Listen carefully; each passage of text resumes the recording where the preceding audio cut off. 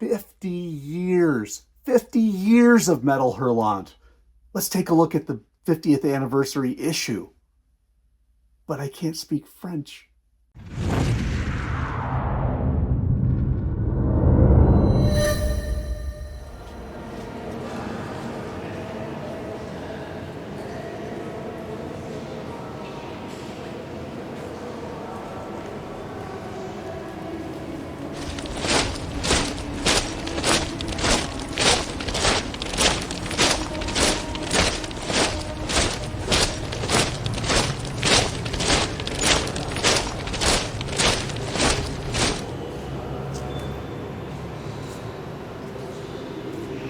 And hello, everyone. It is Tom. This is FANzine Live. We are doing a World Zine video.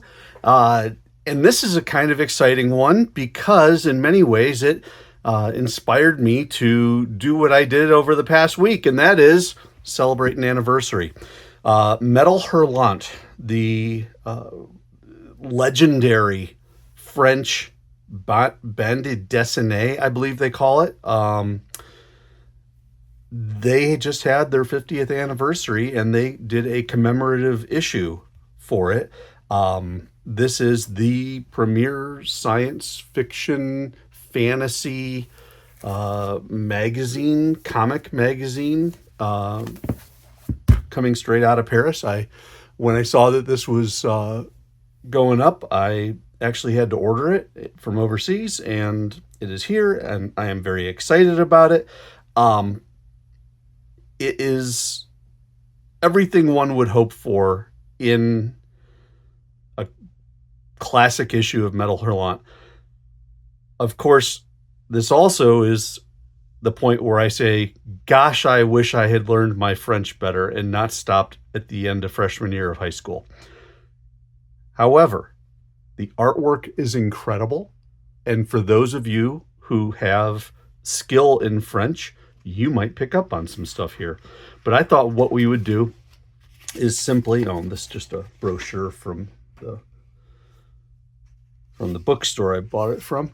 What I thought we would do is just go through and take a look, and you can see that it is a very full book, going a little over 280 pages, and you can see that every issue has, or every section has, Mr. Automatix does a review of a famous cover of Metal Hurlant.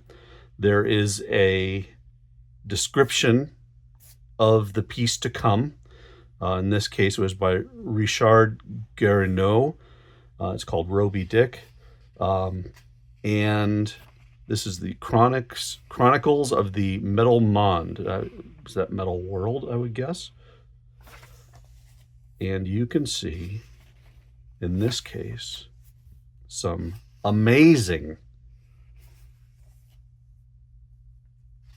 sci-fi space opera comics with a protagonist who looks remarkably like the Iron Giant. Just gorgeous. And then this one is by Frederick Peters. Peters is an interesting character. He did a series published over in France called The Obscure Cities with a gentleman named Francois Schuiten. And his art is really, really good.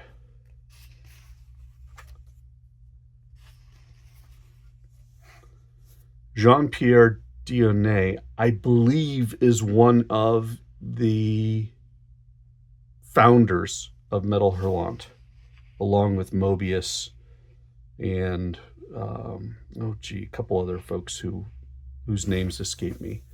But anyway, nice interview with him, I'm sure. Another great looking cover.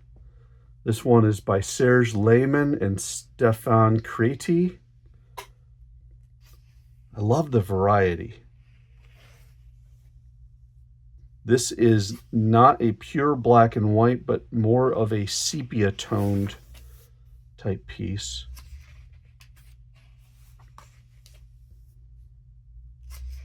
Always fantasy, In this case, we've got something that looks a bit more like a horror piece. This one is another cover, but it's Epiphany by Fred Blanchard.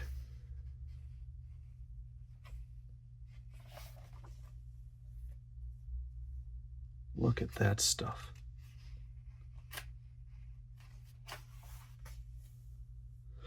For those who don't know, the French treat their comics so seriously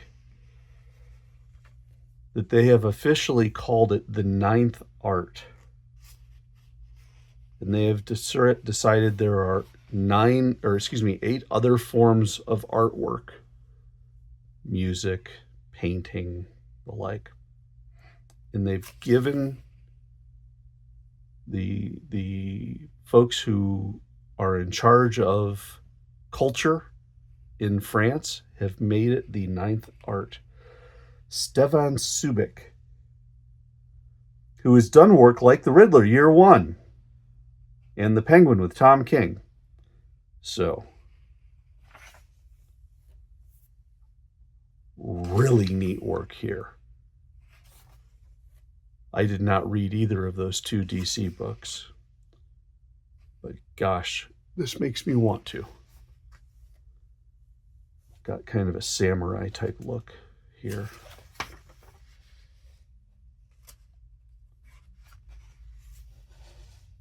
But it's not, at least I don't think it's necessarily manga in the sense of manga that I'm used to seeing.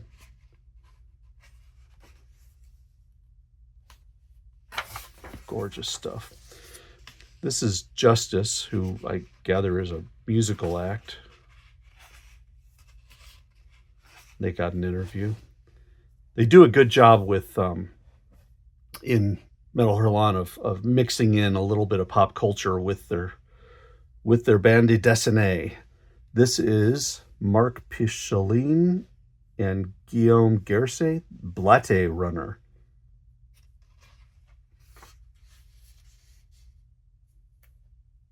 A little bit more of the humor side of things. You've got a bit of a cartoony type look, and got a guy who's supposed to kill all the cockroaches, apparently. But he, of course, falls in love with one of the cockroaches. They end up having cockroach babies, and the guy goes back to the bar. This is a neat one by Ultraviolet and Martine Penchaud. Oh, gotta love this, a Metal Hurlant blueberry cover.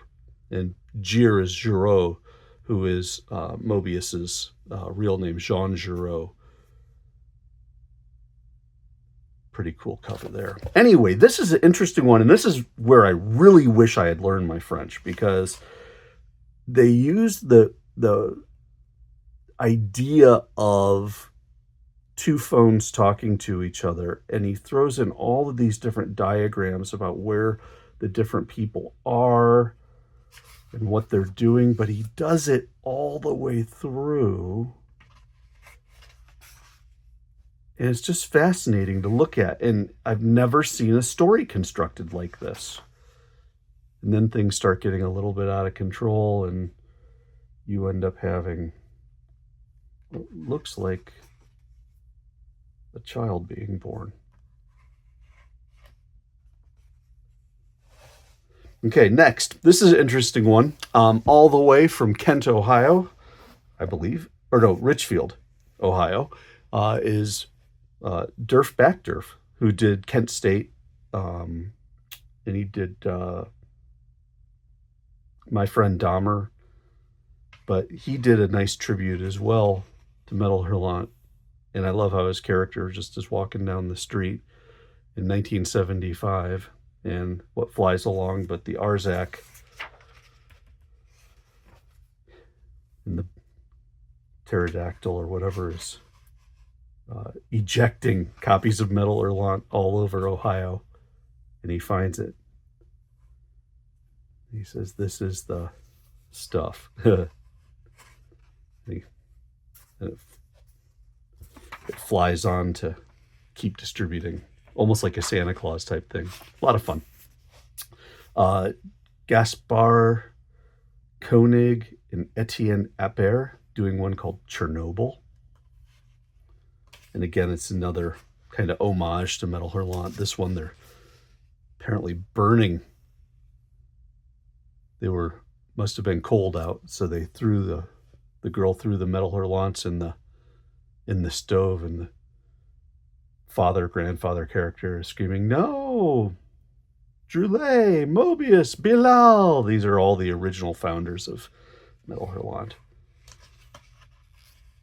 And it's all been reduced to ash.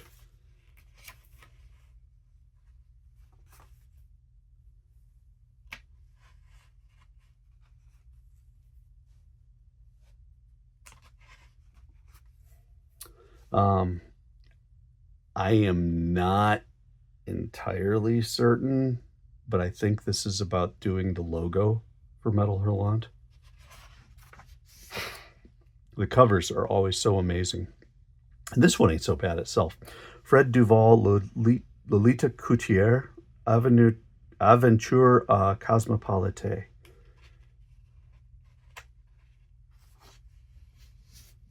Looks like we got ourselves a robot. So she takes the robot out for a walk.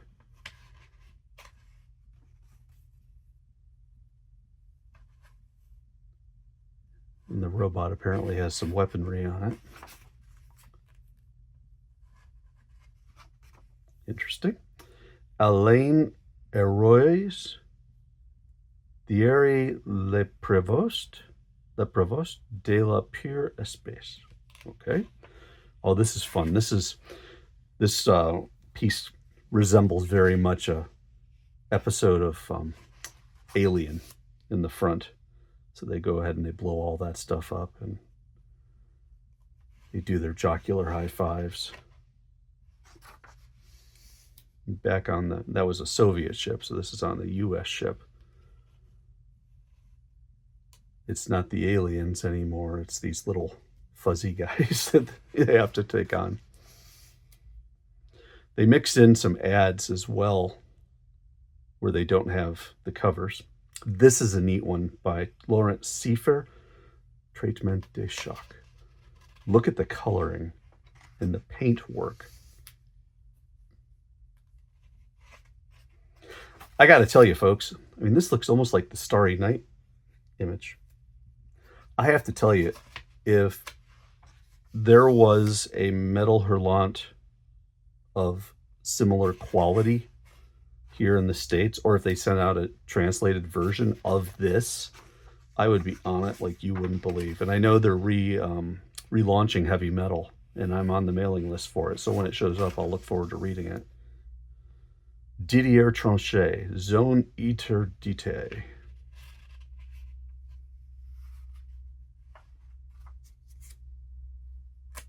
They go from straight cartooning. I mean, think about it. In this one, you have some amazing paint-based, I presume, sequential art to go into just almost an editorial cartoon grade. Then this is the Video Club, and it looks to be kind of a top 50 movies, perhaps, of the period of Metal Hurlant. There's some that I've seen in here that I recognize. Videodrome by Cronenberg, Fahrenheit 451 by Truffaut.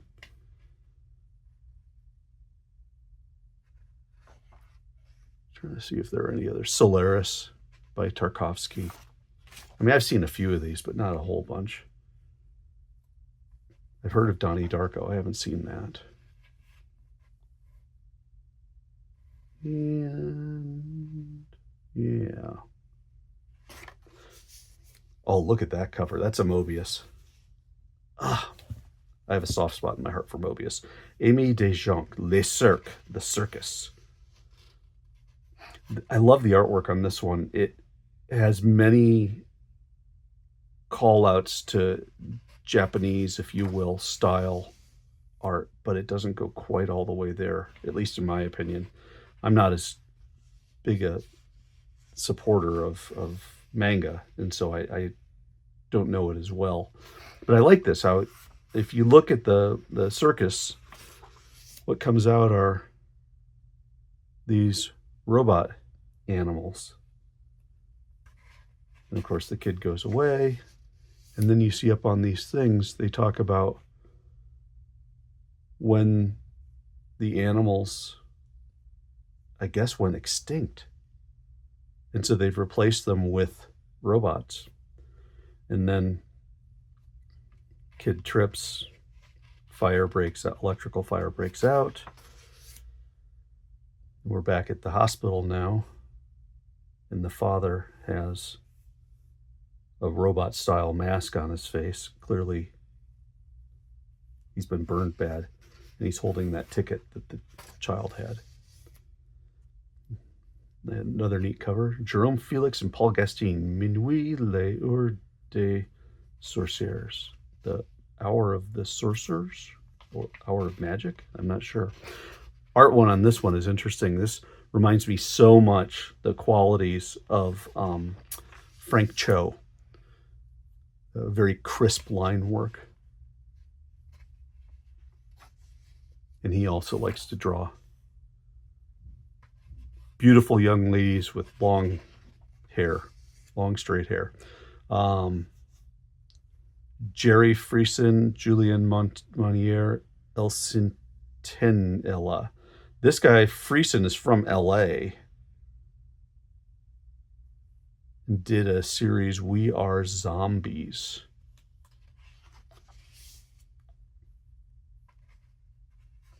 And again, another totally different art style.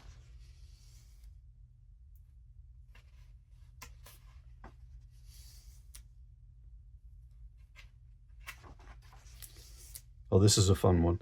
Jacques Truffaut, Guillaume Troulard, Les Anomalies des Profondeurs. The Profound Anomaly? Okay. Look at this art. Is that watercolor?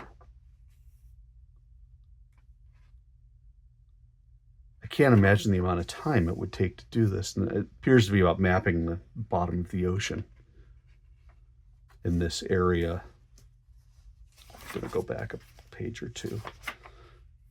I'm presuming it's to map this area that didn't get mapped. And so they go back down. But I mean, look, the heat maps on the people and just incredible. Cork, Bestia, La Trappe Rive. Now we're into black and white with some heavy, heavy tones. This has a very Japanese style, at least to me. At least in the line work and the shading and the action lines, as you can see. Just gorgeous, though. Kind of haunting, too. But what's this one? Nikola Pisarev. And this is Telepath. And again, another entirely different form. This one looks almost like pastels.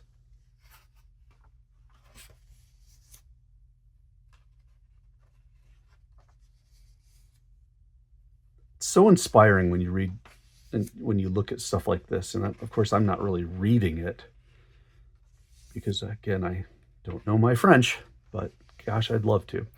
And this is Francois Schuiten. He's the gentleman who worked, he was a writer, I believe, for the Obscure Cities. I'll have to do an Obscure Cities World Zines video one of these days. Malachi Ward, Pathology. Look at that artwork. Wow. Anyway, Pathology.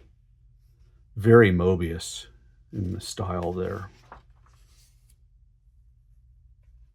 The Mobius style caps on those people.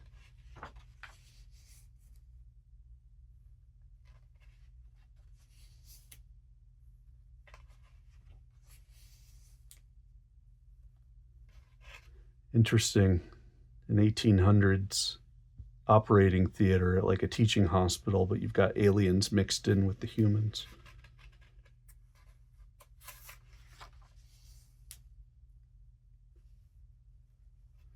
Anders Lundgren, Daniel Hansen. Hansen lives in China? Okay. And if I had to guess, Lundgren is Swedish. This is a neat one. Not a lot of text to this one, but I do like how they switched to this almost runic style font. It looks to be a font as opposed to handwritten, but still, the line work in this is incredible. I love the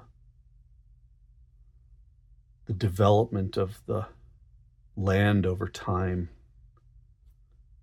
You have the birds pecking over here, probably depositing a seed. The seed grows into a small twig, turns into a tree. And then by the time you get to the modern day, the tree is a scraggly old thing. And there's somebody buried in the bottom of the tree. Fabrizio Dori, Le Grand Tour.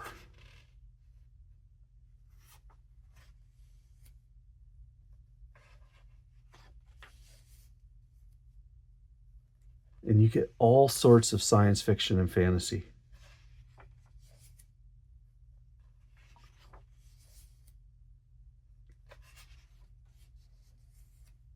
Surreal poem, Travail Cerveau. Some good old-fashioned robots.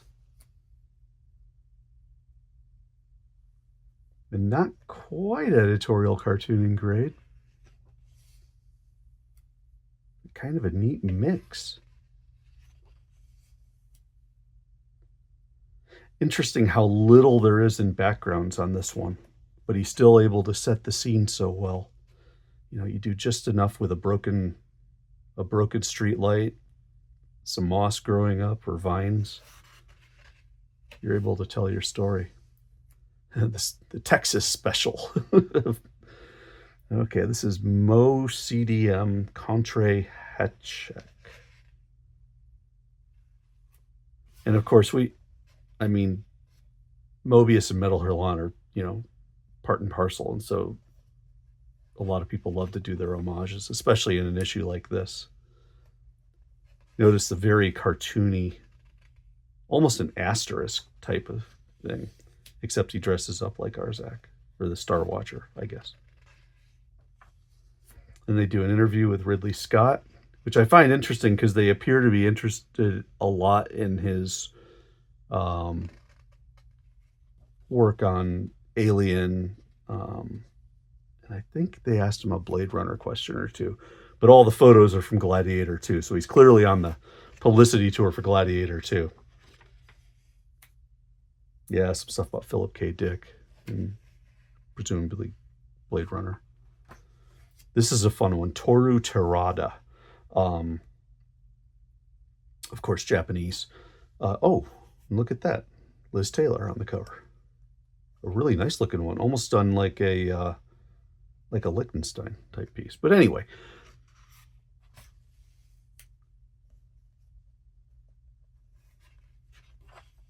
check this stuff out. And I love the spot colors of yellow and very light flesh, and then the darker gem color and the reds. Just great. I so pray that heavy metal lives up to this. And then Clochard Celeste by Kiloffer.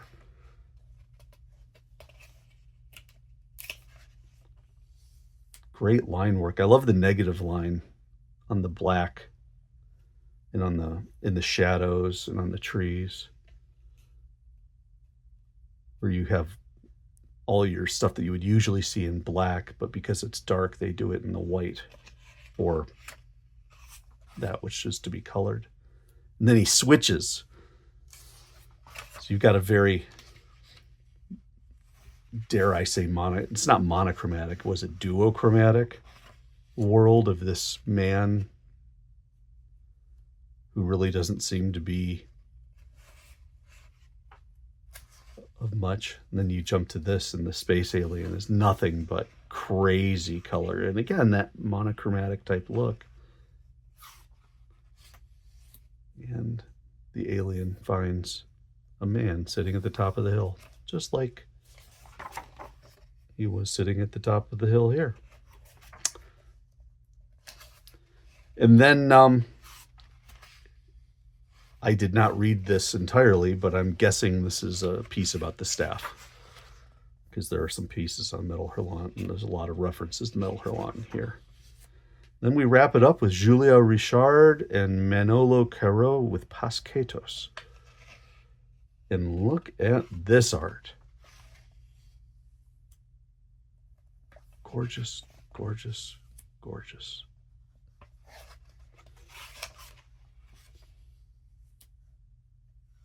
I know I'm only getting half of the zine, but sure enough, oh hey, Lobo made an entry.